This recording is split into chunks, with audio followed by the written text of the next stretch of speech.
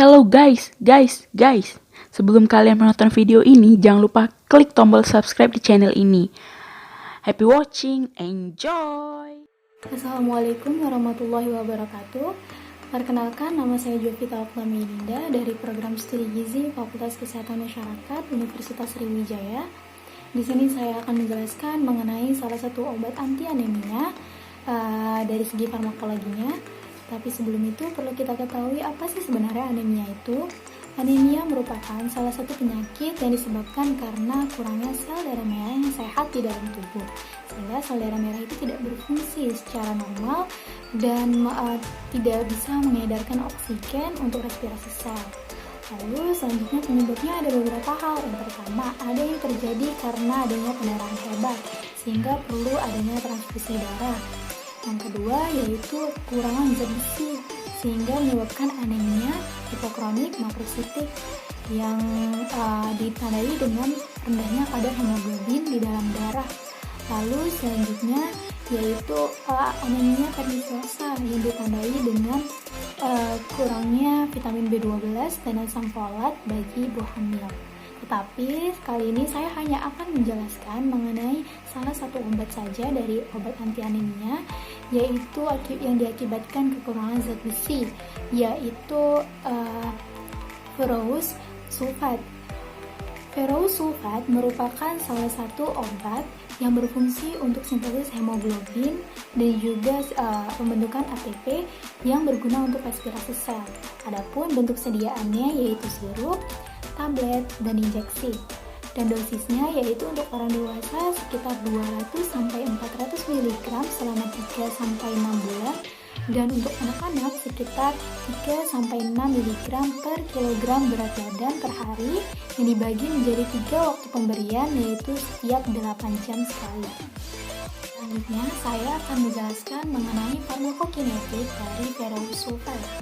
Pertama-tama, ferrous sulfat diabsorpsi melalui saluran cerna, terutama duodenum dan jejunum proksimal. Semakin ke distal, absorpsinya semakin berkurang. Dan selanjutnya itu transport yang digunakan untuk ferrous sulfat ini melalui sel mukosa usus secara transport aktif. Dan kemudian setelah di mukosa usus, ferrous sulfat yang dalam bentuk ferro akan diubah menjadi dalam bentuk ferri yang kemudian dibawa ke dalam plasma dengan bantuan transferin. Di dalam plasma dengan bantuan transferin, ferri tadi akan diubah ke dalam bentuk ferritin yang kemudian disimpan di dalam sel mukosa usus. Apabila cadangan Fe di dalam darah itu tinggi dan kebutuhan akan Fe itu rendah, maka Fe yang dikonsumsi akan disimpan dalam bentuk ferritin. Namun, apabila cadangan Fe di dalam darah itu rendah dan kebutuhan akan Fe itu tinggi, maka Fe yang dikonsumsi akan langsung diserap dan diangkut ke sumsum tulang untuk digunakan sebagai eritropoiesis. Selanjutnya yaitu ekskresi dari ferrous sulfat. Ferrous sulfat diekskresikan dalam jumlah yang sedikit, hanya sekitar 0,5-1 mg per hari, yang biasanya diekskresikan melalui sel epitel kulit, urin, feses, kuku, dan juga rambut yang dipotong. Selanjutnya, saya akan menjelaskan mengenai farmakodinamik dari ferrous sulfat. Ferrous sulfat bekerja sebagai pengganti cadangan zat besi di dalam hemoglobin, mioglobin, dan enzim lainnya. Dan ferrous sulfat ini nantinya akan berikatan dengan porfirin dan globulin untuk membentuk hemoglobin baru yang berfungsi untuk mengedarkan oksigen dari paru-paru ke jaringan lain.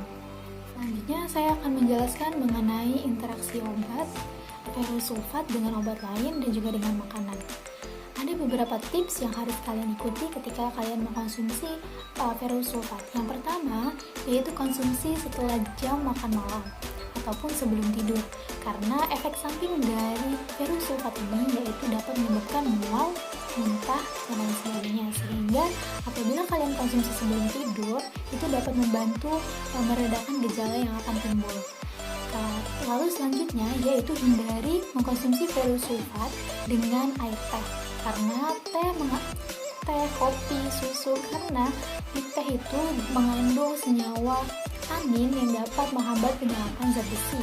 Lalu selanjutnya Hendaknya kita konsumsi ferrous sulfat ini dengan air jeruk karena di jeruk itu mengandung vitamin C yang dapat mempercepat penyerapan zat. Lalu hindari konsumsi ferrous sulfat berbarengan dengan obat NAC seperti antacid dan juga suplemen kalsium karena dapat menghambat penyerapan ferrous sulfat. Demikianlah penjelasan saya mengenai farmakologi dari salah satu obat anti anemia yaitu ferrous sulfat. Semoga bermanfaat. Saya akhiri. Wassalamualaikum warahmatullahi wabarakatuh.